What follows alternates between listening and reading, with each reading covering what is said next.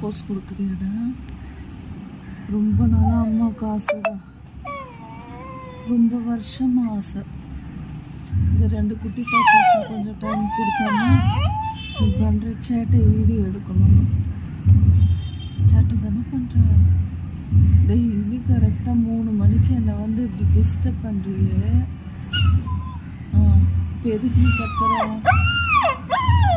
தட்டில் மம்மு இருக்கு, சாப்பிட மாட்டேன்.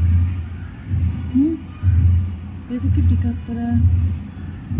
எதுக்குன்னு வாழை டிக் டிக்கு டிக்கு டிக்குன்னு வாழை வேற ஆட்டுற. போசு பத்தியா?